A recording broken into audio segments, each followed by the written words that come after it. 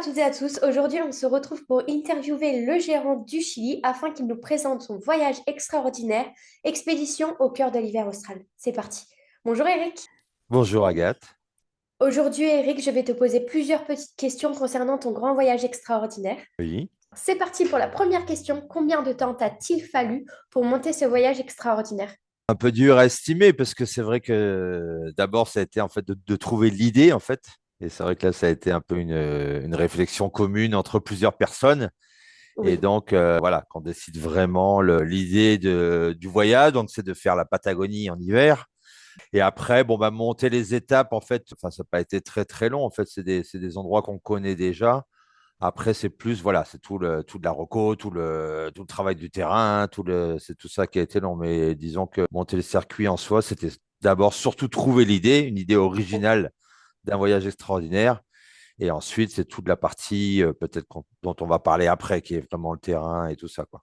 Comment as-tu sélectionné les partenaires ou les étapes pour créer ce voyage? C'est Oui. un peu les mêmes étapes qu'on connaît en d'autres saisons. Donc ça a Mhm. été assez simple. Et les partenaires, bah, en fait, j'ai surtout sélectionné en fait, des partenaires qui justement travaillent en hiver. Oui. Parce qu'en fait, dans cette partie-là, en fait, beaucoup des logements sont fermés l'hiver. Beaucoup de guides ne travaillent pas, beaucoup de transporteurs. Enfin voilà, c'est une Mm. saison qui est normalement complètement morte au Chili et où très peu de personnes travaillent dans cette région-là à cette époque-là. Es-tu parti en voyage de reco? Si oui, combien de temps? Et est-ce que tu as une anecdote marquante à nous raconter? Sûr, je suis parti en Rocco, c'était justement, donc voilà, c'est la partie vraiment intéressante de ce voyage, puisque comme je le redis, c'est des régions qu'on connaît, mais l'été, alors que voilà, l'hiver, c'est évidemment très spécifique, voilà, par rapport au climat, par rapport à justement le peu de personnes qui travaillent dans cette région.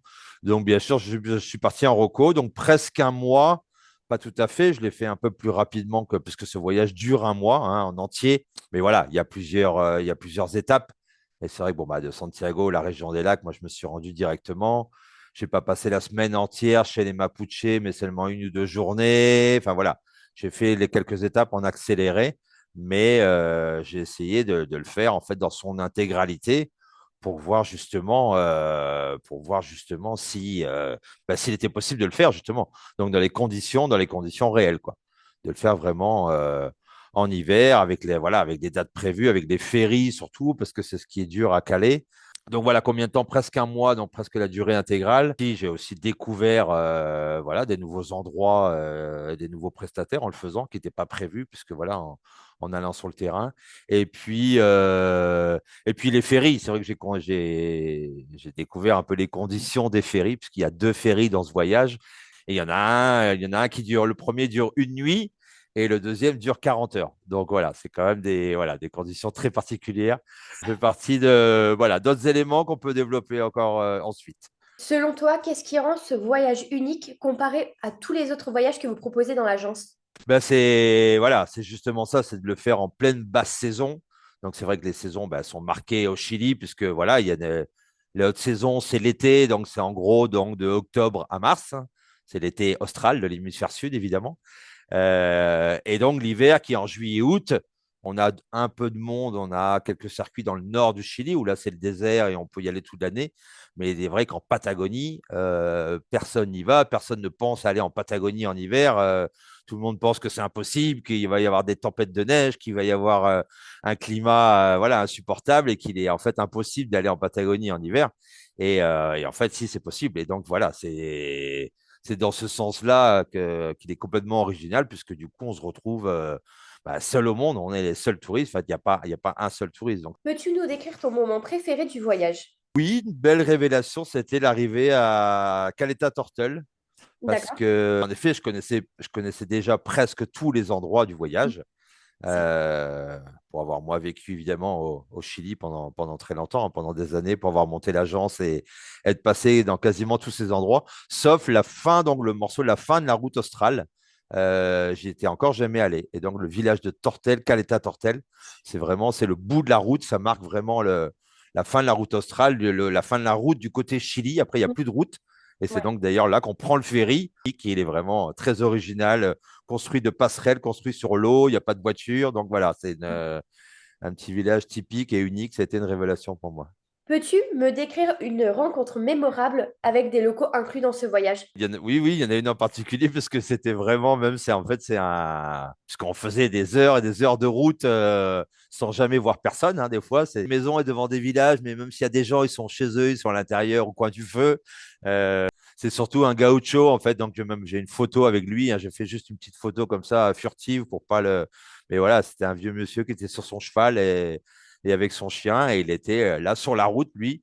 Donc là, on l'a vraiment, c'était une des seules personnes qu'on a vues cette journée-là et on s'est arrêté, on a discuté un petit moment avec lui. Ce voyage peut-il être personnalisé et si oui, comment? Tout à fait, parce que là, c'est vrai que nous, on le propose en plein hiver, donc en juillet-août, par exemple, hein, donc c'est vraiment en plein hiver. On peut le faire aussi un petit peu avant, un petit peu après. On reste encore tout à fait en basse saison et il n'y a toujours aucun touriste, hein, donc c'est toujours des conditions au niveau touristique, voilà, c'est un peu seul au monde. Et on peut le réduire. Par exemple, voilà, si les gens n'ont pas un mois complet, vraiment les 30 jours, voilà, il y a des étapes. La semaine chez les Mapuche, on peut ne passer que 3 4 jours et pas 7 jours sur la route australe. Donc après, le ferry, par contre, c'est des impératifs, puisqu'en hiver, il y en a que un par semaine. Donc on est obligé de se baser sur sur ce ferry-là, en fait, surtout le deuxième.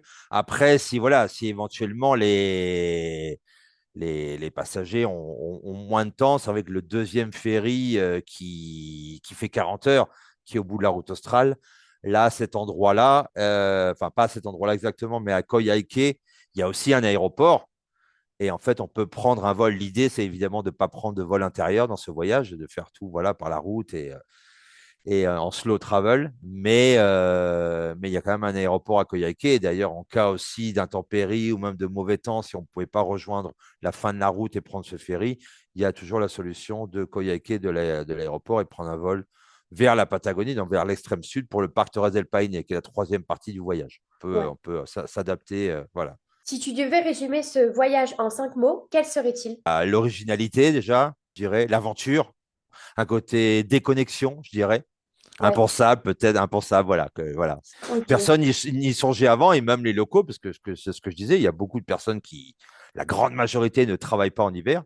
Et maintenant, justement, avec le changement climatique, avec les conditions qui sont en train de changer, il y en a de plus en plus, j'en ai rencontré voilà, au cours du voyage, qui sont disposés maintenant à travailler en hiver, justement, à ouvrir leur logement et à commencer. Si nous, on leur envoie des clients, bah, évidemment qu'ils seront très contents et ils disent bah, pourquoi pas commencer à en avoir un petit peu plus au fur et à mesure. Et ça leur fait une économie locale aussi, Mm. justement, pas concentrée seulement sur l'été où il y a déjà plein de monde, où ils n'en ont pas besoin de plus.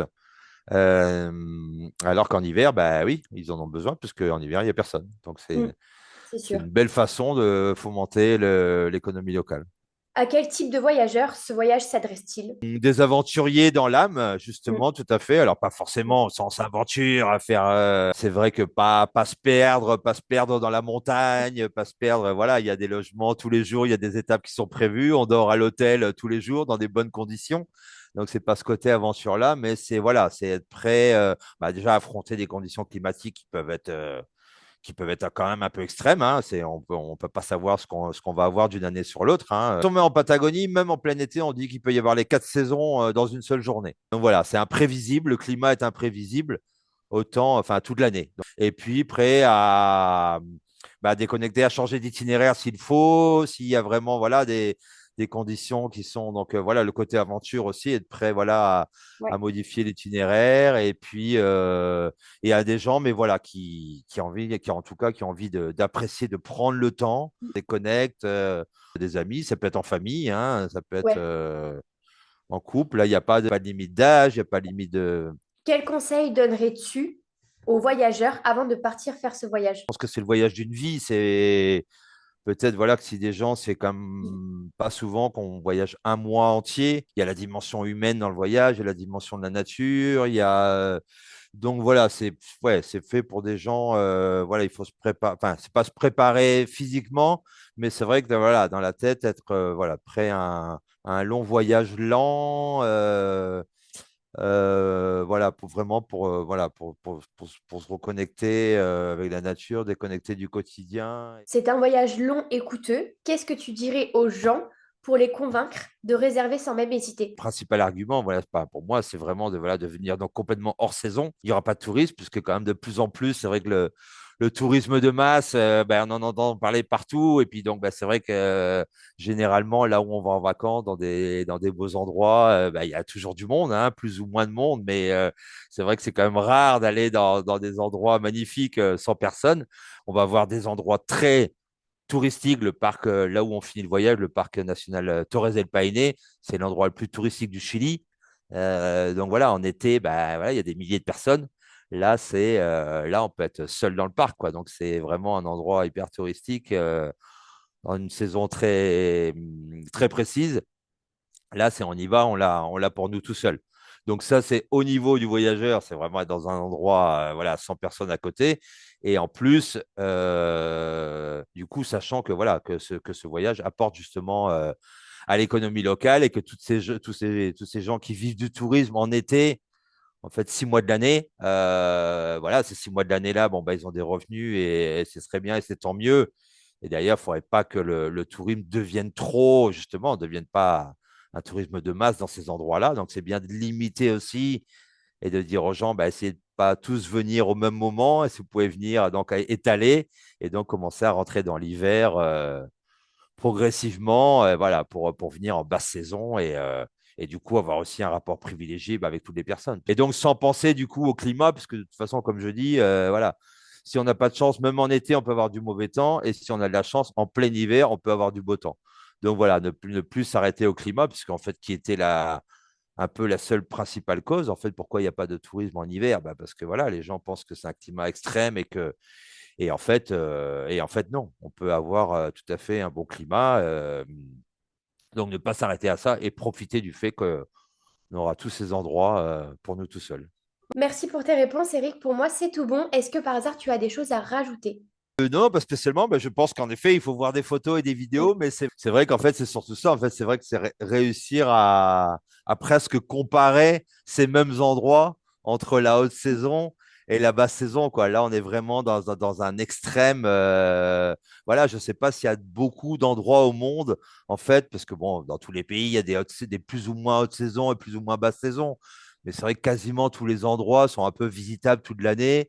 Et c'est vrai que les endroits les plus touristiques, les plus connus dans le monde, bon, il y a toujours un peu, il y a toujours du monde, plus ou moins. Mais là, c'est vrai que là, c'est un extrême. Il y a beaucoup de monde en été et en hiver, il n'y a personne. Donc, c'est vraiment, voilà, c'est une occasion unique de se retrouver seul au monde. À nouveau, c'est voilà, c'est l'expression qu'on est au bout du monde et seul au monde. C'est vraiment voilà, je pense que c'est un endroit unique, unique pour cela.